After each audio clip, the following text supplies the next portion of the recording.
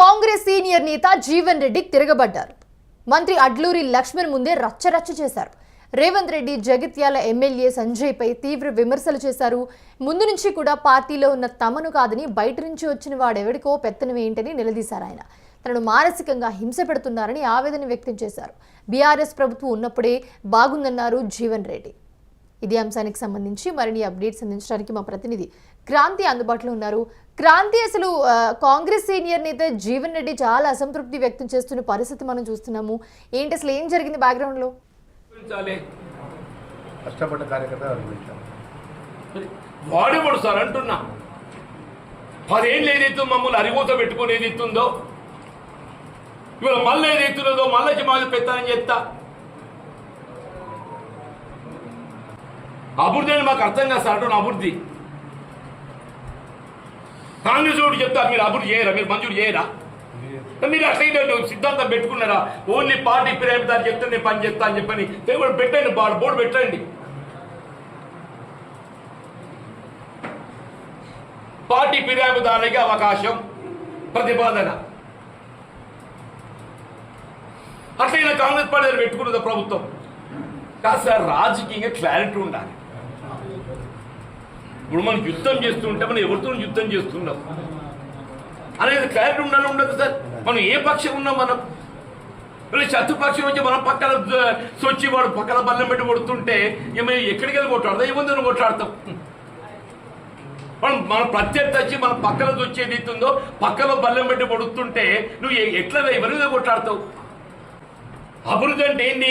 మీరు పార్టీ ఫిరాయించడం చెప్తే అభివృద్ధి చేస్తారు తప్ప మీరు చెప్తే చేయరా? అంటే మాకు కనీసం ప్రతిపాదించే ఆలోచన లేదా సార్? మాకు కాంగ్రెస్ లో తెలివిలేదు రాజ్యం ఎట్లా చేయాలను. కాంగ్రెస్ లో తెలివిలేదు సార్ రాజ్యం ఎట్లా చేయాలను. మాకు ఎట్లా పొట్ట నింపుకోవాలో మాకు తెలియస్తారంటూ నేను. కానీ మొత్తం జగిత్యాల నియోజకవర్గం ఏదైతుందో వాడు ఎవడు అదేంటి builders private limited, Gauri Shankar infra builders private limited, Gauri Shankar infra builders private limited. వాడు పొట్ట నింపాలి. వాడు ఎవడు సార్ అడుగుతున్నాను. దయచేసి ఒకటి పెట్టండి. Who is this Gauri Shankar infra builders private limited?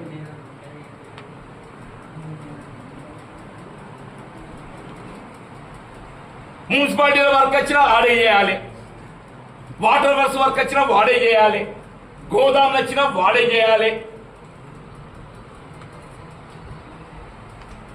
ఏం సార్? మరి చేసుకోవాలి బతకని. మనకి ఆశ ఎక్కున్నట్టు బతకని సార్. కనీసం మా రాజకీయ హక్కులు మేమనే మా రాజకీయ హక్కులు అడుగుతున్నాం సార్. మేమదే మా రాజకీయ హక్కులు అడుగుతున్నాం. మా 4 దశాబ్దాల పోరాటాల ఫలితం సార్ ఇది అంటున్నాను నేను. ఇది మా 4 దశాబ్దాల పోరాట ఫలితం సార్ అంటున్నాను నేను. తేలిపోతుంది సార్. వారం 10 రోజులు ఎలక్షన్ డిక్లేర్ చేయగానే ఇటు ప్రభుత్వ పార్టీ ఏం నిర్ణయం తీసుకుంటుంది. కానీ మనిషిని ఏదైతుందో మానసికంగా హింసించద్దు సార్. మమ్మల్ని మీరు మానసికంగా హింసిస్తున్నారు. ఎవరైతే కాదని ఒకటికే కథం చేసి సార్ అంటున్నాను. ఎవరైతే నిర్ణయించుకో ఆ పాపం వాళ్ళ జరుగుతుంది సార్.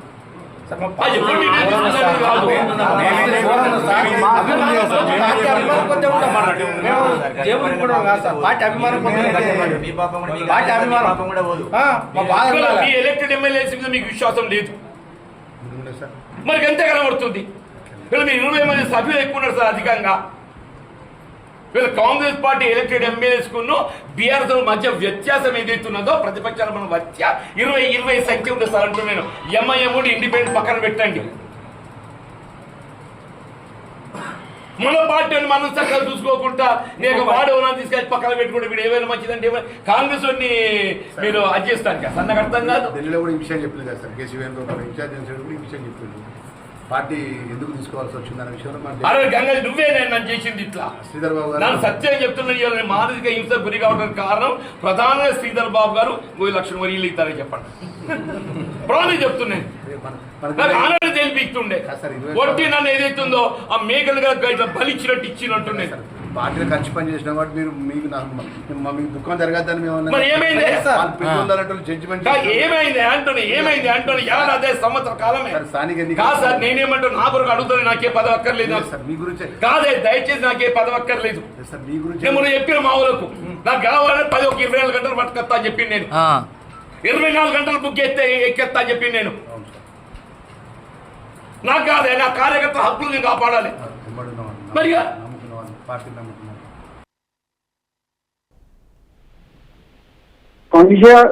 కాంగ్రెస్ పార్టీలో నిత్యం వివాదాలు ప్రస్తుతం తారాస్థాయికి చేరాయని చెప్పొచ్చు. ముఖ్యంగా సీనియర్ నాయకులకు ప్రస్తుతం ఉన్నటువంటి కేబినెట్ మంత్రుల మధ్య కూడా ఈ వైరం భారీగా పెరుగుతుంది.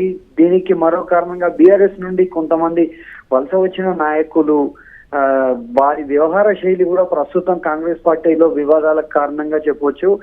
నిన్న ఆదివారం రోజు మంత్రి అడ్లూరి లక్ష్మణ్ జగిత్యాల జిల్లా పర్యటనలో సీనియర్ కాంగ్రెస్ నేత జీవన్ రెడ్డి చాలా తీవ్ర వ్యాఖ్యలు చేశారు. ఎందుకంటే ఇక్కడ జీవన్ రెడ్డి 2023 ఎలక్షన్స్ లో బీఆర్ఎస్ పార్టీ అభ్యర్థి సంజయ్ చేతిలో ఓడిపోవడం జరిగింది. అనంతరం రాష్ట్రంలో మారిన రాజకీయ పరిణామాల నేపథ్యంలో సంజయ్ బీఆర్ఎస్ ను విడి కాంగ్రెస్ లో చేరడంతో అక్కడ జీవన్ రెడ్డి వివాదం తారాస్థాయికి చేరిందని చెప్పొచ్చు. అయితే 2024 సార్వత్రిక ఎన్నికల సమయంలో నిజామాబాద్ ఎంపీ టికెట్ జీవన్ రెడ్డి కల్పించినప్పటికీ తన గెలుపు కోసం అవసరమైన మేరకు శ్రమించలేదు అనేటువంటి ఒక అపవాద అయితే సంజయ్ పైన జీవన్ రెడ్డి బాహాటంగా మోపడం జరిగింది. అయితే సుదీర్ఘ కాలంగా రాజకీయాల్లో ఉన్న జీవన్ రెడ్డి నిత్యం ఏదో ఒక పదవుల్లో ఉంటూ వస్తున్నారు. ఇటు ఎమ్మెల్యేగా, మంత్రిగా, ఎమ్మెల్సీగా, ఆ తర్వాత ఎంపీగా కూడా 2 సార్లు కంటెస్ట్ చేయడం అనేటువంటిది జరిగింది. అయితే ఇప్పుడు ప్రస్తుతం ఆయన ఎలాంటి పదవిలో లేకపోవడం ద్వారా ఈ విమర్శలు పెరుగుతున్నాయి, ఆయనలో అసంతృప్తి రగులుతుంది అనేటువంటి ఒక వాదన అయితే ఉమ్మడి కరీంనగర్ జిల్లా వ్యాప్తంగా వినిపిస్తుంది. అయితే ఇక్కడ జిల్లా నుండి కరీంనగర్ ఉమ్మడి జిల్లా నుండి ప్రాతినిధ్యం వహిస్తున్నటువంటి దుద్దిల్ల శ్రీధర్ బాబు, పొన్నం ప్రభాకర్ వీరిద్దరి ద్వారా కూడా జీవన్ రెడ్డి కాస్త విమర్శలు అయితే వీరిద్దరి పైన చేస్తున్నారు. వీరిద్దరూ కూడా అధికారంలో ఉన్నటువంటి ప్రస్తుత కాంగ్రెస్ నాయకులు కావచ్చు, కాంగ్రెస్ పార్టీ గెలుపు కోసం పనిచేసినటువంటి కార్యకర్తలు కావచ్చు, వీరికి అవసరమైనటువంటి పనులు చేసి పెట్టడంలో, అభివృద్ధి సంక్షేమ పథకాలు అందించడంలో ఆ కాంగ్రెస్ పార్టీ నాయకుల మాటలు ప్రభుత్వం కానీ ఇటు అధికారులు కానీ లెక్క చేయడం లేదు అనేటువంటి ఒక అసంతృప్తిని అయితే జీవన్ రెడ్డి ఇక్కడ వ్యక్తం చేయడం జరిగింది. అయితే జీవన్ రెడ్డి అంశాన్ని తాను త్వరలోనే అధిష్టానం దృష్టికి, ముఖ్యమంత్రి రేవంత్ రెడ్డి దృష్టికి తీసుకెళ్తానని, జగిత్యాల నియోజకవర్గంలో ఉన్న సమస్యలన్నిటికీ కూడా పరిష్కారం కల్పిస్తానని అక్కడ ఉండేటువంటి మంత్రి అడ్లూరి లక్ష్మణ్ స్పష్టం చేయడం జరిగింది. అయితే క్రాంతి, మనం కాంగ్రెస్ లో చూస్తే అందరు సీనియర్ నాయకులు కూడా ఇలానే ఒకరినొకరు తిట్టుకోవడం, లేకపోతే తిరిగి రేవంత్ రెడ్డి మీద విమర్శలు చేయడం, లేకపోతే ఏదో ఒకటి ఈ లుకలుకలు అయితే కంటిన్యూగా అవుతూనే ఉన్నాయి. ఎవరో ఒకరికి మళ్ళీ వాళ్ళని తీసుకొచ్చి ఇప్పుడు కొండ సురేఖ కానివ్వండి, లేకపోతే అంతకుముందు ఇద్దరు తిట్టుకోవడం కానివ్వండి, సో మళ్ళీ వాళ్ళకి మహేష్ గౌడ్ పిలిచి వాళ్ళిద్దరికి సయోధ్య కుదుర్చి ఇదే ఫార్మేట్ లో వెళ్తూనే ఉంది. ఎందుకని అసలు ఇంత డిస్టర్బెన్సెస్ వస్తున్నాయి అందరికీ? వాస్తవానికి కాంగ్రెస్ పార్టీకి మిగిలిన ప్రాంతీయ పార్టీల మధ్య ఒక ప్రధాన వ్యత్యాసం ఉంటుంది. ప్రాంతీయ పార్టీలు అన్ని కూడా వ్యక్తి కేంద్రంగా సాగుతాయి, ఏక కేంద్రంగా సాగుతాయి. అంటే ఇక్కడ ఒక లీడర్ మాత్రమే ఉంటాడు, ఆయన నాయకత్వంలోనే లేకపోతే అతని కుటుంబ ఆధీనంలోనే పార్టీ వ్యవహారాలు మొత్తంగా కూడా నడుస్తుంటాయి. కానీ కాంగ్రెస్ పార్టీ అనేటువంటిది అలాంటి పార్టీ కాదు. కాంగ్రెస్ పార్టీకి సుదీర్ఘ చరిత్ర ఉంది. కాంగ్రెస్ పార్టీ ఒక జాతీయ పార్టీ. ఇక్కడ గాంధీ కుటుంబం అనేటువంటి పార్టీగా ముద్రపడ్డప్పటికీ కాంగ్రెస్ పార్టీలో అంతర్గతంగా స్వేచ్ఛ అనేది ఎక్కువగా ఉంటుంది. ఎందుకంటే ఈ కాంగ్రెస్ పార్టీలో ఉన్నటువంటి ఏ స్థాయి నాయకులైనా ఎవరితోనైనా మాట్లాడగలరు, ఏ విషయం పైన మాట్లాడగలరు. అయితే ఇక్కడ వివాదం మాత్రం సీనియర్లకు, జూనియర్లకు, కాంగ్రెస్ పార్టీ కోర్ కాంగ్రెస్ పార్టీలో ఉన్న వారికి అధికారంలోకి వచ్చిన అనంతరం వచ్చేటువంటి నేతలకు మధ్య జరుగుతున్న వివాదంగానే దీన్ని చూడాలి. అయితే ఇటు కేంద్ర ప్రభుత్వం, రాష్ట్రంలో ఉండేటువంటి క్యాబినెట్ లో కొన్ని లుకలుకలు ఉన్నాయి, క్యాబినెట్ లో ఉన్న మంత్రుల మధ్య కూడా వివాదాలు ఉన్నాయి. అయితే ఇక్కడ ఏంటంటే కాంగ్రెస్ పార్టీకి ముఖ్యంగా ఒక్కొక్క జిల్లాకు ఒక మెయిన్ లీడర్ ఉంటారు. ఇటు ఉమ్మడి నల్గొండ జిల్లాలో చూసుకుంటే కోమటిరెడ్డి కావచ్చు, అక్కడ ఖమ్మం జిల్లాలో తీసుకుంటే పొంగులేటి కావచ్చు, బట్టి విక్రమార్క కావచ్చు, అలాగే వరంగల్ జిల్లా తీసుకుంటే ఇటు సురేఖ, సీతక్క, ఇటు ఇలా ప్రతి ఒక్క జిల్లాలో కూడా ఒక మెయిన్ లీడర్, ఇక్కడ కరీంనగర్ జిల్లాలో కూడా ఇటు దుద్దిల శ్రీధర్ బాబు, పొన్నం ప్రభాకర్ వీళ్ళిద్దరు కూడా జిల్లా స్థాయి రాజకీయాలను రాష్ట్ర స్థాయి శాసిస్తూ రాష్ట్ర స్థాయిలో గుర్తింపు తెచ్చుకున్న నేతలు.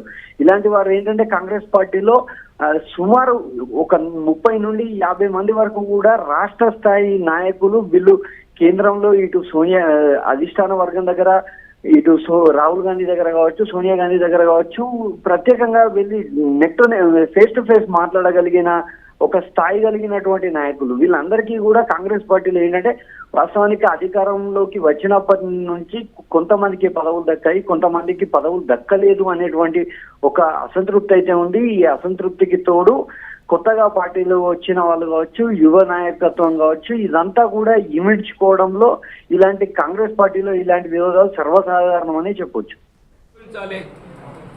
కష్టపడ్డ కార్యకర్త అనుభవించాలి. వాడేవాడు సార్ అంటున్నా, 10 ఏళ్ళు ఏదైతే మమ్మల్ని అరిగోత పెట్టుకుని ఏదైతుందో ఇవాళ మళ్ళీ ఏదైతున్నదో మళ్ళీ మాకు పెత్తనం చేస్తా. అభివృద్ధి అని మాకు అర్థం కాదు సార్ అంటున్నా. అభివృద్ధి కాంగ్రెస్ వాడు చెప్తా, మీరు అభివృద్ధి చేయరా, మీరు మంజూరు చేయరా? మీరు అట్లయితే సిద్ధాంతం పెట్టుకున్నారా? ఓన్లీ పార్టీ ఫిర్యాదుదారు చెప్తే నేను పని చేస్తా అని చెప్పని పెట్టండి, బోర్డు పెట్టండి. పార్టీ ఫిర్యాదుదారులకి అవకాశం, ప్రతిపాదన. అట్లయినా కాంగ్రెస్ పార్టీ పెట్టుకున్నది ప్రభుత్వం కాదు సార్. రాజకీయంగా క్లారిటీ ఉండాలి. ఇప్పుడు మనం యుద్ధం చేస్తుంటే మనం ఎవరితో యుద్ధం చేస్తున్నాం అనేది క్లారిటీ ఉండాలి. ఉండదు సార్. మనం ఏ పక్షం ఉన్నాం, మనం శత్రుపక్షం వచ్చి మనం పక్కన సొచ్చి వాడు పక్కన బల్లం పెట్టి కొడుతుంటే మేము ఎక్కడికి వెళ్ళి కొట్టాడతాం, ఏముందో కొట్లాడతాం. మన ప్రత్యర్థి వచ్చి మన పక్కన వచ్చేది ఇస్తుందో పక్కన బల్లం పెట్టి పడుతుంటే నువ్వు ఎట్లా ఎవరిగా కొట్లాడతావు? అభివృద్ధి అంటే ఏంటి? మీరు పార్టీ ఫిరాయించడం చెప్తే అభివృద్ధి చేస్తారు తప్ప మీరు చెప్తే చేయరా? అంటే మాకు కనీసం ప్రతిపాదించే ఆలోచన లేదా సార్? మాకు కాంగ్రెస్ లో తెలివిలేదు రాజ్యం ఎట్లా చేయాలను, కాంగ్రెస్ లో తెలివిలేదు సార్ రాజ్యం ఎట్లా చేయాలను. మాకు ఎట్లా పొట్ట నింపుకోవాలో మాకు తెలియస్తారంటూ నేను. కానీ మొత్తం జగిత్యాల నియోజకవర్గం ఏదైతుందో వాడు ఎవడో అదేంటి builders private limited, Gauri Shankar infra builders private limited, Gauri Shankar infra builders private limited. వాడు పొట్ట నింపాలి. వాడు ఎవడు సార్ అడుగుతున్నాను. దయచేసి ఒకటి పెట్టండి. Who is this Gauri Shankar infra builders private limited?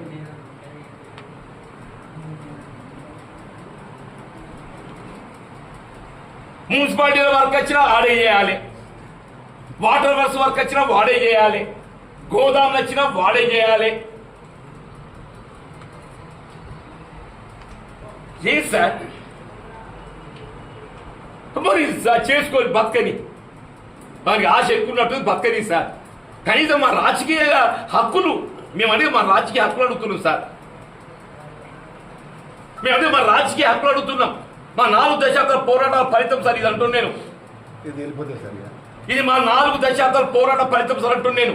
తేలిపోతుంది సార్. వారం 10 రోజులు ఎలక్షన్ డిక్లేర్ చేయగానే ఇటు ప్రభుత్వ పార్టీ ఏం నిర్ణయం తీసుకుంటుంది. కానీ మనిషిని ఏదైతుందో మానసికంగా హింసించద్దు సార్. మమ్మల్ని మీరు మానసికంగా హింసిస్తున్నారు. ఎవరైతే కాదని ఒకటికే కథం చేసి సార్ అంటున్నాను. ఎవరైతే నిర్ణయించుకో ఆ పాపం వాళ్ళ దక్కుతుంది సార్.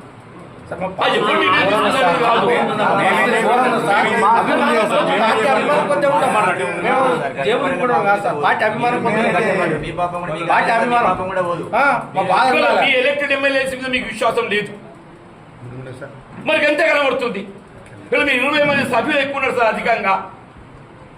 వీళ్ళు కాంగ్రెస్ పార్టీ ఎలక్టెడ్ ఎమ్మెల్యేస్ కును బీఆర్ఎస్ మధ్య వ్యత్యాసం ఏదైతున్నదో ప్రతిపక్షాల మన మధ్య 20 సంఖ్య ఉంటుంది సార్ అంటూ నేను. ఎంఐఎం ఇండిపెండెంట్ పక్కన పెట్టండి. మన పార్టీని మనం చక్కగా చూసుకోకుండా నేను వాడేవనా తీసుకెళ్ళి పక్కన పెట్టుకుంటే వీడు ఏమైనా మంచిదంటే కాంగ్రెస్ వాడిని మీరు అది చేస్తాను కదా సార్. నాకు అర్థం కాదు. ఢిల్లీలో కూడా ఈ విషయం చెప్పింది కదా సార్. కేసీ వేణుగోపాల్ ఇన్ఛార్జ్ ఈ విషయం చెప్పింది. పార్టీ ఎందుకు తీసుకోవాల్సి వచ్చిందనే విషయంలో మన అరే గంగ నువ్వే నేను నన్ను చేసింది ఇట్లా శ్రీధర్ బాబు నన్ను గారు సత్యం చెప్తున్నా ఇవాళ మానసిక హింస గురి కావడానికి కారణం ప్రధానంగా శ్రీధర్ బాబు గారు 1 లక్షల వరీలు ఇస్తారని చెప్పండి ప్రాణం చెప్తున్నాను నాకు ఆనాడు తెలిపిస్తుండే ఒట్టి నన్ను ఏదైతుందో ఆ మేకలుగా ఇట్లా బలిచ్చినట్టు ఇచ్చినట్టుండే పార్టీలో కలిసి పని చేసిన కాబట్టి మీరు మీకు మీకు దుఃఖం జరగద్దని మేము మరి ఏమైంది?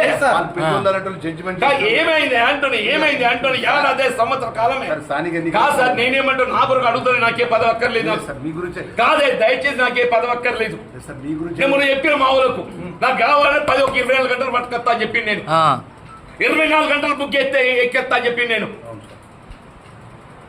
నాకు కాదే నా కార్యకర్త హక్కులు నేను కాపాడాలి వెంబడి మరి నమ్ముకున్న వాళ్ళు పార్టీ నమ్ముకున్న